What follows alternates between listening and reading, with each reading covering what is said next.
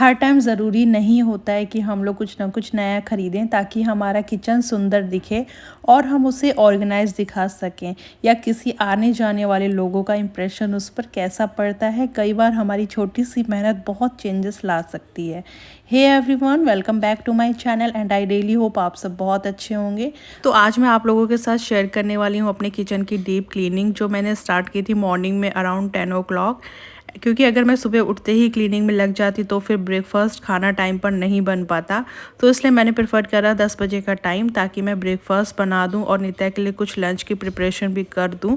सो मैंने आज थोड़ा हैवी ब्रेकफास्ट बना लिया था ताकि देर तक हमें भूख भी ना लगे और मेरा क्लीनिंग का काम तब तक ख़त्म कर लूँ। मैं सफाई करने के लिए मैंने सबसे पहले एक एक एरिया को खाली कर लिया है और मैंने सबसे पहले नीचे के कबर्ड्स को खाली किया है, क्योंकि मुझे सारे सामान को डिक्लटर करना है।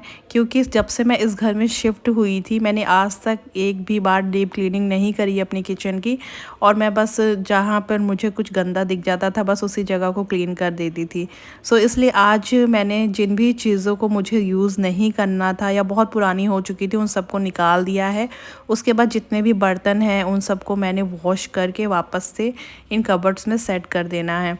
तो सबसे पहले मैंने नीचे की सारी कबर्ड्स को क्लीन कर दिया था और जितने भी बर्तन डिक्लटर करने के बाद मुझे अरेंज करने थे उनको मैंने अच्छे से वॉश करके एक कपड़े से उनको पोंछ के अच्छे से मैंने लगा दिया था। तो नीचे का काम ख़त्म होने के बाद मैंने यहाँ पे सारे डिब्बों को ऊपर से निकाल लिया था। अब इन डब्बों में मुझे चेक करना है कि कौन सी चीज़ ख़राब हो गई है, कौन सी मुझे चीज़ निकालनी है और उसके बाद वापस से मुझे कौन सी चीज़ रखनी है। और जब भी हम कुछ ना कुछ ख़रीदते हैं तो हमारे पास इतने सारे डिब्बे इकट्ठे हो जाते हैं और कहीं ना कहीं हम उनको संभाल संभाल के रखते रहते हैं कि ये फिर काम आएंगे। तो आज जब मैंने किचन में अपने डिक्लटर करना स्टार्ट किया तो मैंने देखा मेरे पास इतने सारे फालतू के डिब्बे इकट्ठे हो रखे थे जिनका मैं यूज़ भी नहीं कर रही थी और वो बस मेरे किचन में रखे हुए थे, स्पेस ले रहे थे। तो आज मैंने उन सबको भी डिक्लटर कर दिया है।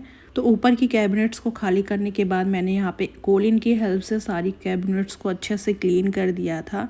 और यहाँ पे वाइट कलर के कैबिनेट्स हैं तो अगर इस पर थोड़ी सी भी डस्ट होती है तो वो दिखना स्टार्ट हो जाती है और इनको क्लीन करना भी थोड़ा टाइम टेकिंग होता है, इसलिए मैंने थोड़ा सा टाइम ज़्यादा लगाया और इनको अच्छे से क्लीन करा जब तक ये अच्छे से साफ़ नहीं हो गए। तो मैंने यहाँ पे कोलिन की हेल्प से सारे कैबिनेट्स को क्लीन किया था। अगर आपके पास कोलिन नहीं है तो आप घर पे भी कोई सोल्यूशन बना सकते हैं। नॉर्मली आप पानी में बेकिंग सोडा, विनेगर और डिश वॉशिंग लिक्विड को ऐड कर लीजिए और इस सोल्यूशन से भी आप अच्छे से क्लीनिंग कर सकते हो।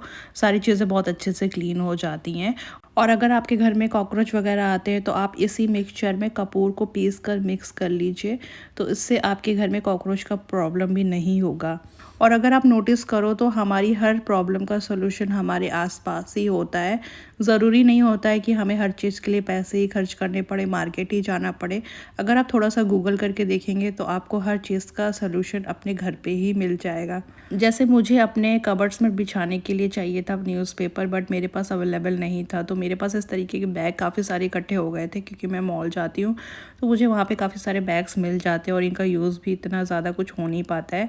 तो मैंने इनको इकट्ठा करके रखा हुआ था, बट आज यही बैग मेरे काम आने वाले हैं। मैंने इनको इस तरीके से कट कर लिया है और अब मैं कबर्ड्स के साइज़ के अकॉर्डिंग इनको मेज़र कर लूँगी और उसी हिसाब से इनको कट करके कबर्ड्स में लगाने वाली हूँ। और ये थोड़ा सा थिक रहते हैं तो इतनी जल्दी ये ख़राब भी नहीं होते हैं। अगर आप किसी सामान को निकालते हो या रखते हो, नॉर्मल जो पेपर यूज़ करते हैं वो कभी ना कभी बिछाते ही फटने लग जाता है।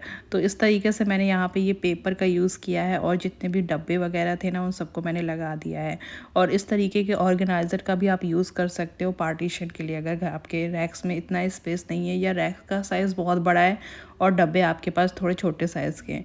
उसके बाद मैंने यहाँ पे जितने भी डब्बे थे ना इनको क्लीन कर लिया था और कुछ डब्बे थे जो मेरी हस्बैंड ने क्लीन कराने में मेरी हेल्प कर दी थी। तो मैं आपको बोलूँगी अगर आपके आसपास कोई ऐसा है जिसकी आप हेल्प ले सकते हो तो आप ज़रूर लीजिए, क्योंकि ज़रूरी नहीं है कि आपको सारा काम अकेले ही करना है। कभी कभी हम काम करते करते बहुत ज़्यादा फ्रस्ट्रेट भी हो जाते हैं। और यहाँ पे देखिए मैंने इस तरीके के ऑर्गेनाइज़र बना रखे हैं। हमारे पास जब कोई भी सामान डिलीवर होने के लिए आता है ना तो हमारे पास काफ़ी सारे बॉक्सेस इकट्ठे हो जाते हैं। तो मैंने इस तरीके से ये बॉक्स रेडी किया हुआ और इसमें मेरे जितने भी पैक हैं, जितनी भी मेहंदी वगैरह है जो मैं अपने हेयर में और अपने फेस पे अप्लाई करती हूँ, वो सारे मैंने इसमें रखे हुए हैं। तो इस तरीके से अगर आप चीज़ों को डिवाइड करके रखेंगे तो आपको एक तो चीज़ें मिलने में भी आसान रहेगा और आप जल्दी उसको एक्सेस भी कर पाएंगे। और इस तरीके से जितने भी अप्लाइंसेस हैं उसी तरह मैं इनको भी एक साथ क्लीन करके एक जगह पे रखती हूँ, ताकि जब मुझे इनको यूज़ करना हो तो आसानी से मैं इनको निकाल पाऊँ। और इस तरीके से आप देखिए मेरे पास कितने सारे टिफ़िन इकट्ठे हो गए थे, तो मैंने काफ़ी सारे टिफ़िन तो डिस्कार्ड कर दिए हैं और मैंने 2 या 3 टिफ़िन रखे हैं नित्या के लिए जो वो यूज़ कर सकती है। और जितने भी पहले के टिफ़िन थे वो सब मैंने हटा दिए, या मैं किसी को दे दूँगी तो वो यूज़ कर लेगा। बाकी इस तरीके से जितने भी एक्स्ट्रा स्पून और नाइफ़ होते हैं उनको मैंने ऊपर रख दिया है, और रेगुलर जो मैं यूज़ करती हूँ बस 1-2 उनको मैंने नीचे रखा हुआ है। और यहाँ पे मेरे पास काफ़ी सारी बॉटल्स भी हैं जो काफ़ी इकट्ठा हो गई हैं, इनका मैं यूज़ नहीं कर रही थी, तो इनको भी मैंने अलग से हटा दिया है और अलग से मैं इनको नीचे के एरिया में, जो ये काफ़ी ज़्यादा खाली रहता है, इसमें सिर्फ मेरे डब्बे और टंकी वगैरह ही रहते हैं, तो इसमें मैंने कॉर्नर क्रिएट किया है। और जितना भी पुराना सामान है या मैं यूज़ नहीं करती हूँ तो उनको मैंने रख दिया है, और मुझे ये सामान किसी को देना भी नहीं है। और बाकी यहाँ पे मेरे पास कुछ डिस्पोज़र के फाइबर के ग्लास हैं, तो उनको भी मैंने इस तरीके से एक बैग में करके रखा हुआ है, ताकि जब मुझे इनकी ज़रूरत हो या मुझे कोई फंक्शन में उनको निकालना हो तो मैं इजीली इनको ढूंढ पाऊँ। और बाकी के जितने भी डब्बे थे उनको सबको मैंने डिस्कार्ड कर दिया था। अब मेरे पास इतने ये डब्बे बचे हुए हैं जिनको मैं अभी यूज़ करने वाली हूँ, तो इनको भी मैंने वापस से अरेंज कर दिया है। जो भी छोटे साइज़ के डब्बे थे उनको मैंने अलग कर दिया है और बड़े साइज़ के डब्बों को अलग कर दिया है। तो इस तरीके से सेक्शन वाइज अगर आप चीज़ों को रखोगे तो आपको एक्सेस करना थोड़ा सा ईजी हो जाता है। और अभी भी मेरे पास बहुत सारे डब्बे ऐसे पड़े हैं जो खाली हैं, जिसमें मुझे राशन फिल करना था। राशन भी मैंने मंगा कर रखा हुआ था, तो उसको भी मुझे फिल करना है। तो एक एक करके पहले मैंने नीचे का जो सामान है ना उसको खाली कर दिया है, ताकि मुझे थोड़ा सा स्पेस मिल जाए बाकी की चीज़ों को करने के लिए।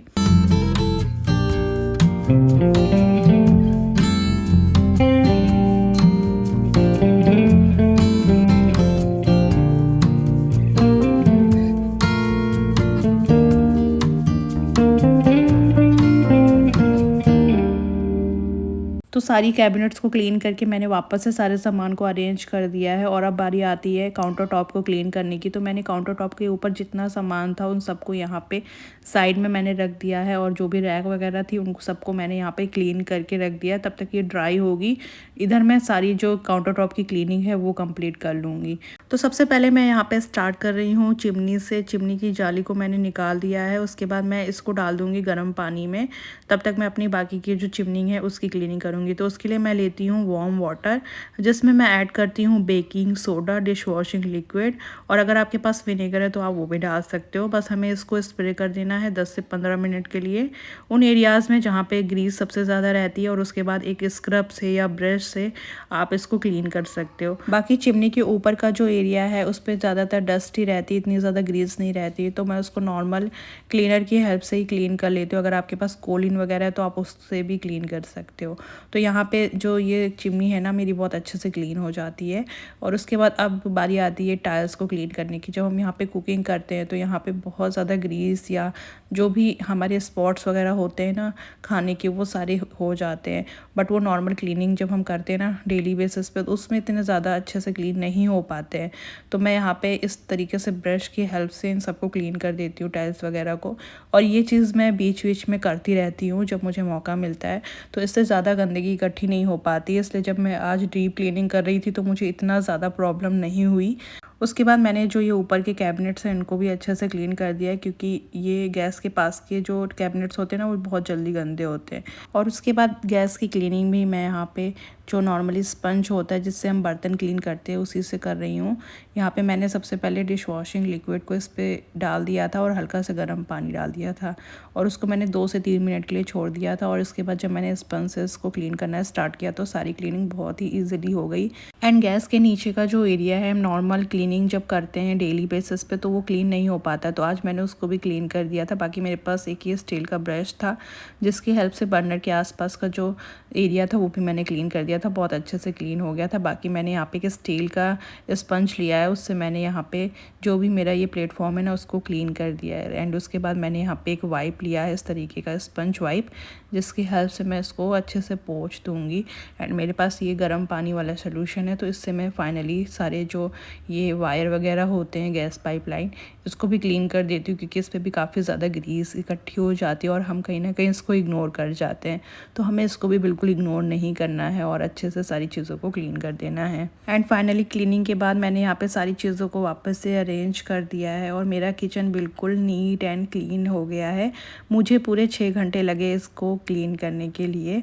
अगर आपको ये वीडियो थोड़ा सा भी हेल्पफुल लगा हो एंड आपके लिए यूज़फुल रहा हो तो प्लीज़ वीडियो को लाइक ज़रूर करिएगा। चैनल पे नए हो तो चैनल को सब्सक्राइब भी ज़रूर कर लीजिएगा। एंड गाइस, आज की वीडियो को यहीं पे एंड करते हैं एंड मिलते हैं अब आपसे एक न्यू वीडियो में। Till then take care and bye bye.